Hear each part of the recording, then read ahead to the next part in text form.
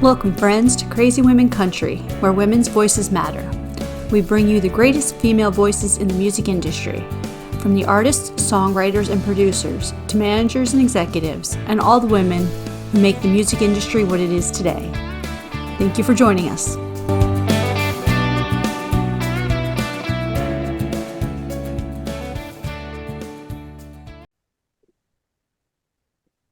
Welcome, friends, to another episode of Crazy Women Country. I'm Donna. I'm Paula. And today, sorry, I need to forget what I was doing then. Today we have Jennifer Alvarado with us. How are you doing? I'm great. I hope y'all are. We were awesome. I can't believe you were going to forget to introduce Jennifer. I know. Sorry. I'm so sorry. The most important person on the screen, and I forgot to introduce you. I forget me too. It's okay.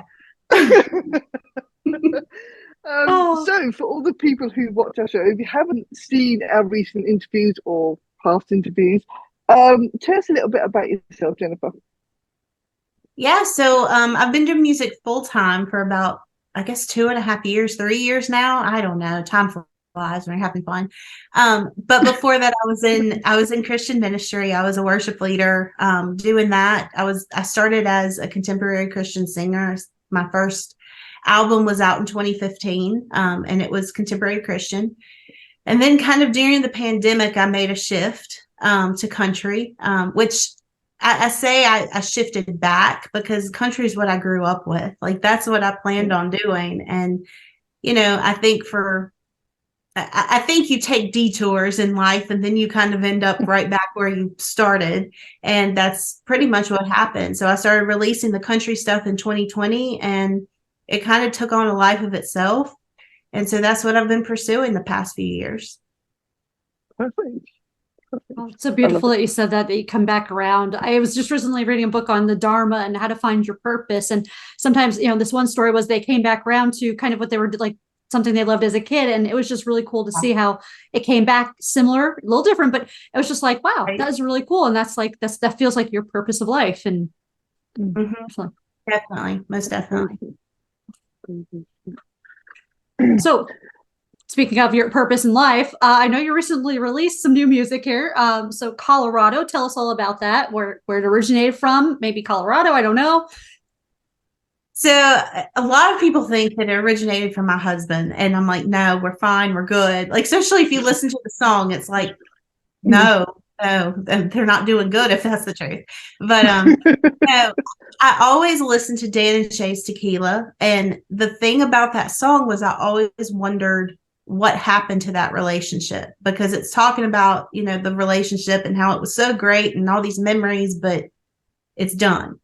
And so I sort of wanted to know why it was done. So I wrote that, and then I pulled my friend Molly Hanson in with me as well, to kind of look over the lyrics and help me, I guess, just make it a little tighter with what I was wanting to say, in a simpler context than all my wordiness that sometimes happens. So Molly and I worked on that, and you know, we're really happy with the end product. It's a little bit different. It's a little bit more of a nod back to that 90s country storytelling style. And that's really, as I'm working on this next project, that's where I'm headed. That's what I want to go back to, because that's what I fell in love with. That's what made me get into music. It's what made me start really writing and focusing on writing. So it's fun to, like we were saying, you go back to what you know and what you fell in love with kind of in that, I guess, middle school, late kid, middle school age. And so that's where we're going back. It's an awesome song. It really is. Definitely. Thank you. Definitely. It really shows off your voice. I absolutely love it. Thank you. Yeah. Thank you so much. Cool. One thing I wanted to ask you about, I was checking out your website, and I was looking at in the waiting community. It'd be very cool to know more about what that is. And that was a project. It was a blog project that I kind of started, honestly, to help myself back in probably 2018. I think it was 2017, 2018 time period, where I was trying to figure out what I was supposed to be doing. I was in that transition between like full-time ministry and knowing I wanted to do music, but not knowing exactly where I fit in all of it. And I just knew that I always believe that God calls us into that waiting period to draw closer to him and really find our purpose. And we sometimes look at it. I'm a doer and I'm a type A and I want it done like yesterday. And so for me, that waiting period was more like punishment a lot of days. And so part of what I wanted to do with that community and that blog was to talk about that and say that, it's okay. It's okay to have these feelings, to have these questions, but also to find support within the scriptures, within just like knowing the stories of the Bible and all that kind of stuff, and that God calls us into these periods to be closer to him. And I really wanted to do it to also, if anybody else is struggling in their own waiting period, to know that it's not just them, that it's something that's common for everybody, that we all have those moments of time and life that are like, what are we doing here? What is the purpose? So I just wanted to bring people together in that sense, because I believe that there's strength in knowing somebody else's story and our own testimony to be able to really break down those walls and those chains that other people have. I ask that every day. What am I doing? No.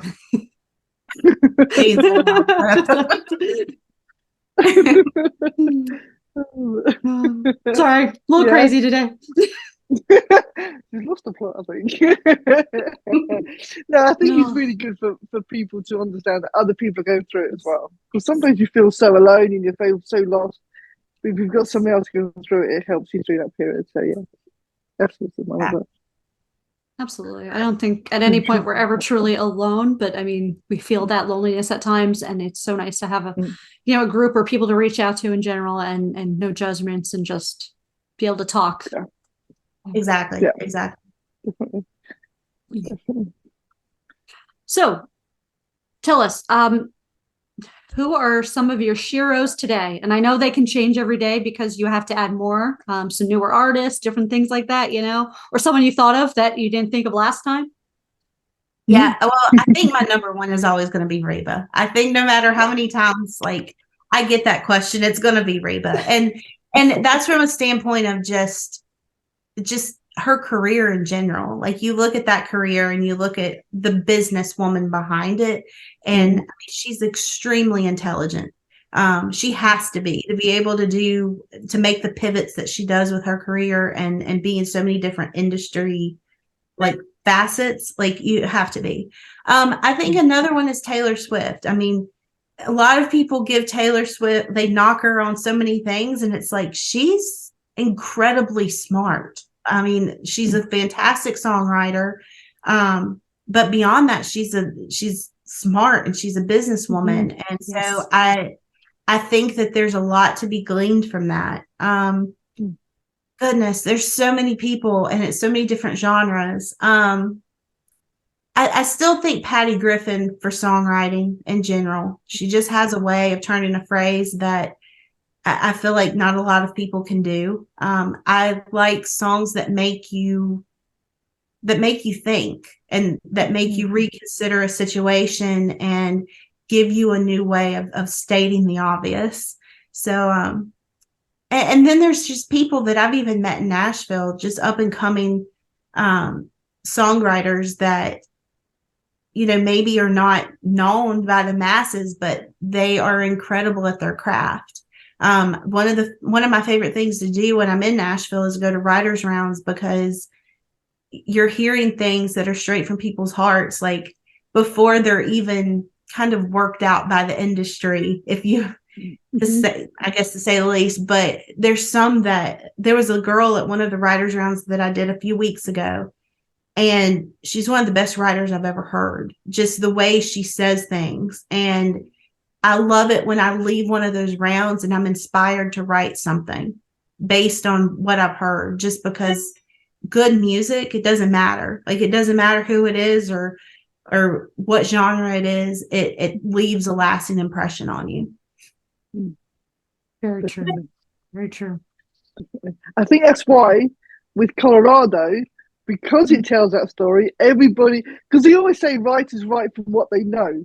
So of course, all your fans are probably thinking, you know what I mean? They've got to think, oh my God, something's happened. And, you know, The it's a funny thing natural. is, anytime I write like a really mean song, like about a relationship, I always try to preface it by like, this is not about Josh. Like, but I think even then, like, we've all been in those relationships that just like take way more out of us than they ever gave us. And so I think from that standpoint, it is autobiographical because, you know, I've had some of those relationships that just suck the life right out of you and you've given them everything. And it's like, okay, well, that was just a blip in time. And now, you know, chalk it up to lesson learned, I guess. So, yeah, I think we all have those type of relationships at some point. Definitely. We've all survived one way or another.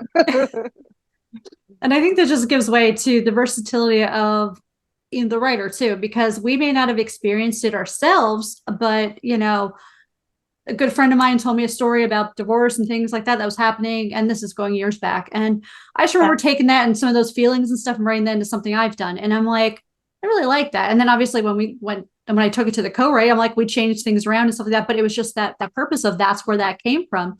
You know, I haven't experienced a divorce like that where it was kind of bitter and, you know, and so, you know, it's just that taking those emotions even from a friend and just saying, okay, that's someone's story that needs to be told, right? Like, right. Well, and I think that's the thing about songwriting and songwriters in general. I think for the most part, we're very empathetic people that can go there. Like, I think that a lot of times, honestly, that's why artists struggle with mental health so much, is because we are able to go there and we are able to feel those feelings and we take on those emotions from somebody else. And so a lot of times, if you don't know how to deal with that and get that out in a productive way, it can turn into depression or something like that. absolutely. Yeah, definitely. It's not, I mean, we all think it's probably an easy industry, you know what I mean? You're up there singing, doing what you love, but you know, you see it with some artists that they really feel the songs and they really go through the emotions of what is happening. So, you know, you have to remember they feel that every single time they sing that song. So yeah, it's gonna be very tough on them. Yeah. I think in general, the industry is a tough in general, because I mean, if you're especially signed artists, I think even more, because you now have a label and things that you have to contend with it. And okay, this is what, you know, structure wise or whatever they're saying. And, you know, you can't just say, oh no, this is what I'm doing. You know, that artistic stuff sometimes gets pushed a little bit back, you know, I mean, you can still be artistic, but sometimes I don't think, you know, there's some artists that once they got signed, it was like you kind of saw their artistic side coming down a little, but you know, some of them, it came back around as they changed labels or whatever, you know. So I think it's just a uniqueness of the industry. Well, and that's what I was going to say. The industry, I mean, it's about a bottom line, like whether we want to admit it or not. Like, I mean, that's why I love y'all and love organizations like you, because you help to promote the music. Like, it's not about the popular thing or whatever. It's about looking at the music and the artist, the actual creation and the art involved. And so that's huge. That's important. And I think a lot of times with record deals and stuff like that, you start to look at the bottom line, and is this person making you money, and what's going to make money, and then there's added pressures because of that. So yeah, it's a hard industry. I mean, by no means, like, there's nothing else I would rather do, obviously, but there are days that you wake up and you think, is this worth it? Is it worth the long nights and the days away from home? And ultimately, I ask myself that quite often. And I think at some point, if I ever tell myself, no, it's not worth it, then that's when I've made a decision. But until that point, like, keep on, like, you keep going and moving forward. Definitely. I remember hearing, I think it was an interview with Reba, and she said when she started, I think it took her 6 years before she got her first number one, you know, which is a long time. She said if she had started now, she would never have made it in the industry. Never. Yeah.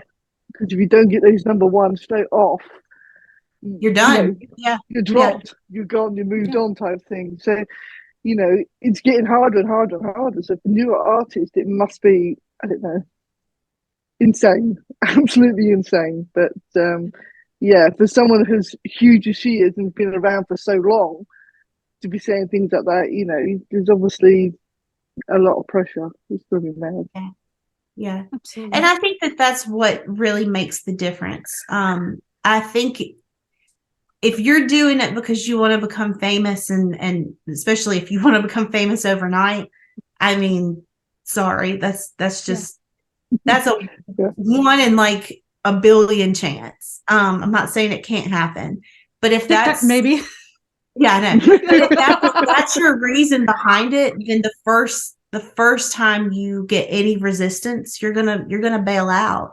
And so that's honestly why even though it has been tough and it still continues to be tough, I'm grateful for that, because it makes you realize how much more grateful you are for the good times and for the breakthroughs. And I think if you didn't have those, you would take a lot for granted. So definitely. This is very deep. It is. So let's get a little less deep now and a little more fun. And are you ready to do the 13 crazy questions with us? Yes, I am. Awesome. This is where the craziness comes in. Is this where I get to promise we won't get arrested yet? Yeah. We're working on it. We're working on it. Please, we'll be coming from prison. That'd be funny. Okay. Let's do this. So, what is the best excuse for being late you've ever heard or used?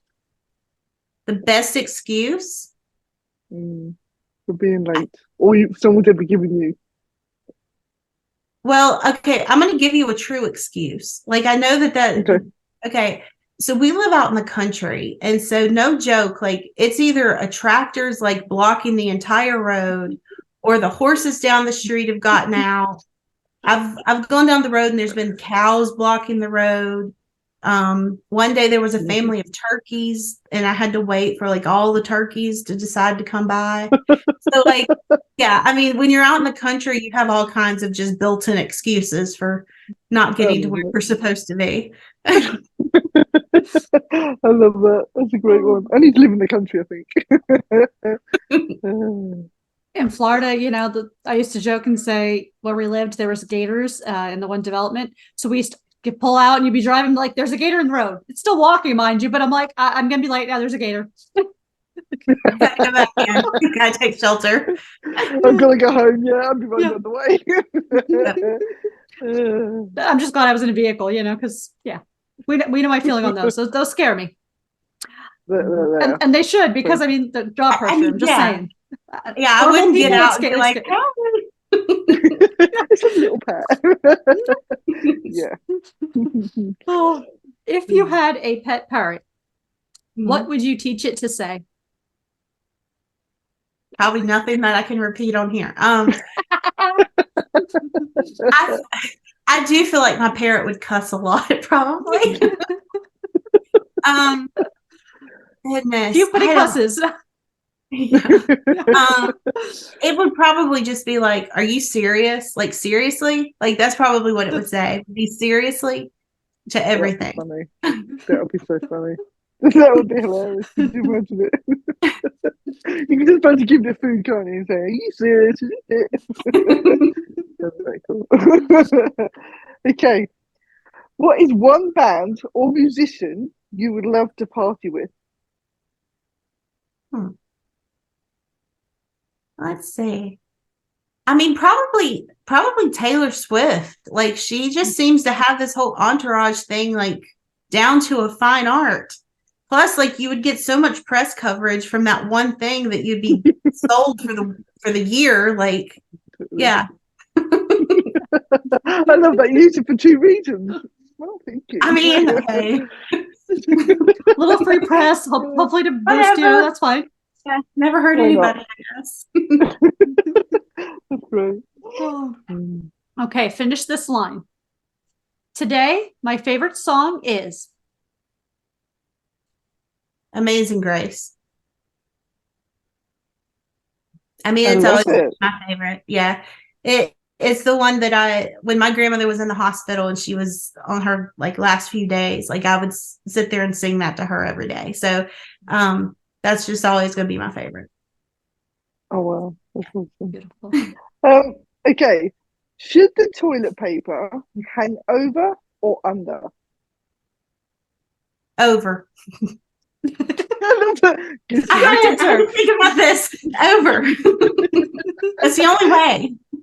That is the only way. Yes, yes, the Yeah. perfect answer. I'm telling you, we're gonna find someone that says under, and we're gonna be like, "What is wrong with you? We need a full mental like status. We're gonna need you to see a psychiatrist." Yeah, it's probably gonna be this You're whole going to need an spiel. evaluation pronto. Yep. Yeah. Oh, if you could have a lifetime supply of anything, what would it be? Probably Arizona green tea. Like those There you big go. 40, That's the big 40, one. yeah, the cans. Yeah, I love Arizona green tea. So There we go. There we go. Okay. Do you believe in aliens or unicorns or anything out there? okay.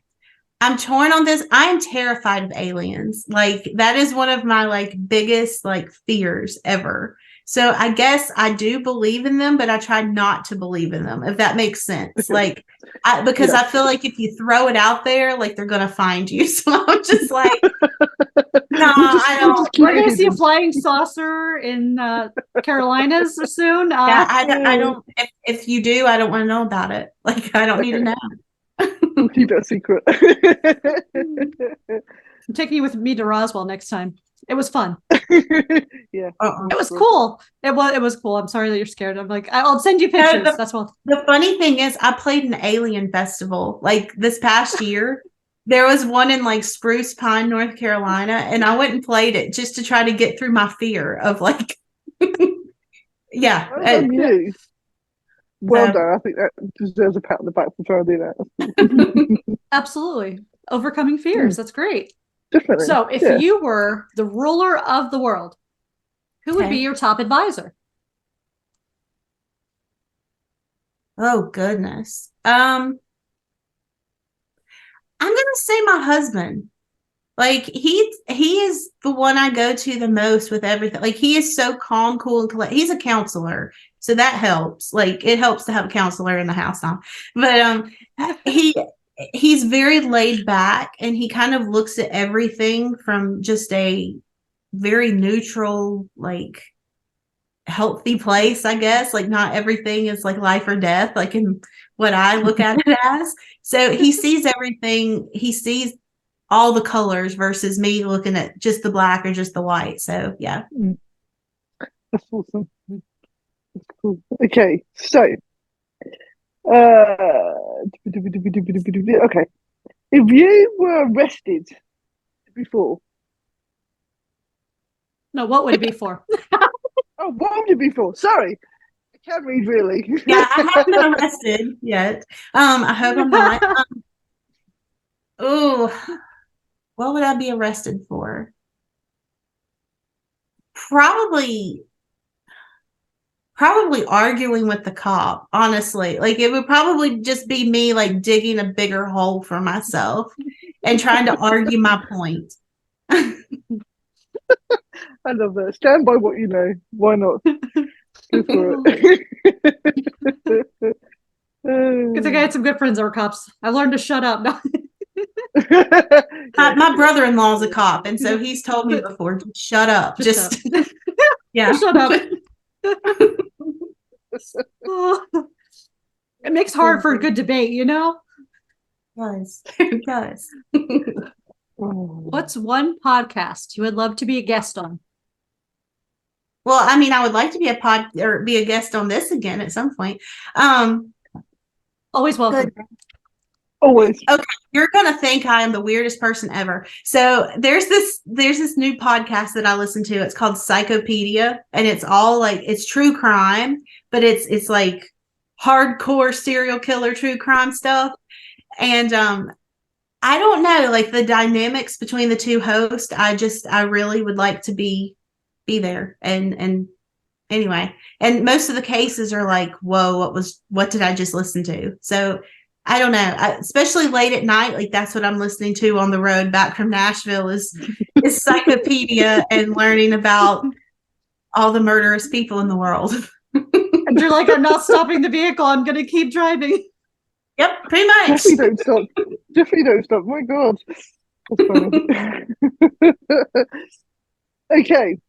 What's the strangest thing in your fridge? In my fridge.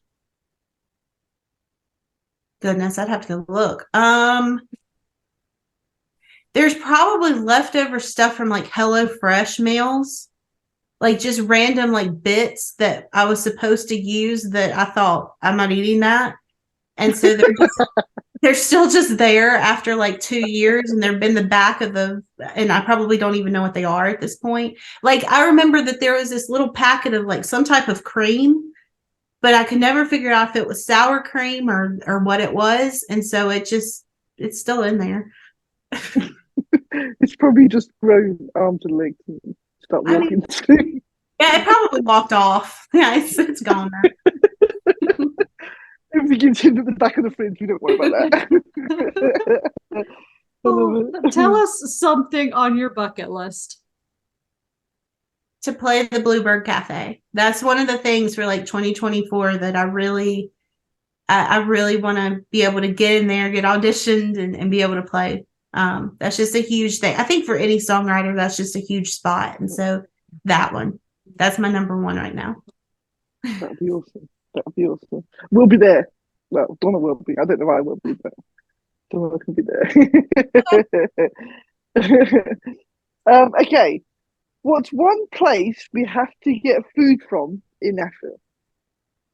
Little Hats Market. I actually did a show there just for lunch one day, but it's the Little Hats Italian Market, and they bring stuff in, but they also like make everything, and it's delicious. Like I'm very picky about potato salad, and it's probably the best potato salad I've ever had. So like you need to go if you like sandwiches or pasta salads or any of that stuff. They have like a good selection of meats, and have like their own little store where they brought like imports in of cookies and meat and noodles and all kinds of stuff, but all of it is fresh and made. So yeah. Wow, that sounds awesome. Sounds good. That does sound awesome. Definitely. It's dinner time. I'm getting hungry now. Yeah, it's a bit late for me, but it sounds good. It sounds good. So tell us, what does the rest of this year hold? I believe this interview might come out right after this release, but maybe we can get it out on the day of release. I know this Friday, December 1st, you have a Christmas in Carolina song coming out. I do. Yeah, it's an EP. It has 3 other songs with it. 2 of them are, I guess, holiday classics. It's my spin on Silent Night and Oh Holy Night, which are 2 of my favorites. And then Love Came Down, that came out last year's on it.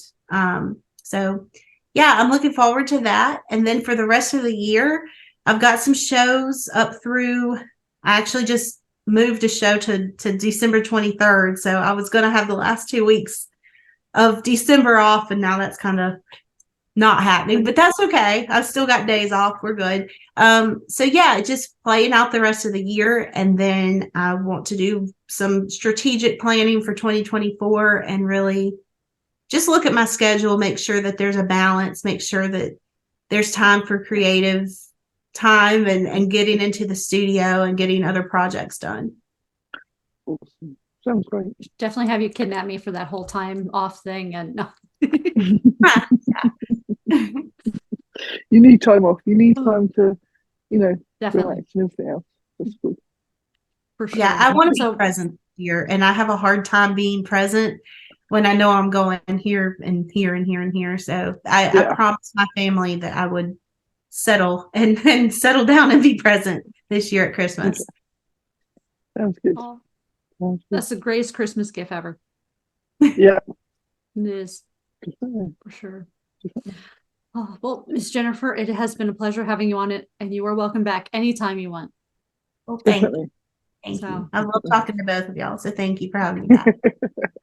Anytime. Well, I'm glad you don't think we're Anytime. totally crazy. You know, that's good. No, you're my kind of crazy. So like we're just we're 3 peas in a pod. We're good. That's awesome. I love it. Crazy's always good. Well, thank you. And thank you, friends, for joining us for another episode. Be sure to check the links in all the descriptions. We will have a link to Jennifer's new EP coming out. And be sure to follow Jennifer for updates for 2024. And we'll have to catch her at the Bluebird next year. Yes. Yes. Manifest it. All right. Have a great day, everyone. Bye, guys.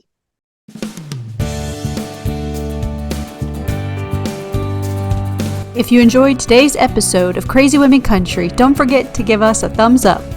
Be sure to click the subscribe button for new interviews weekly. And thank you, friends, for joining us today on Crazy Women Country, where women's voices matter.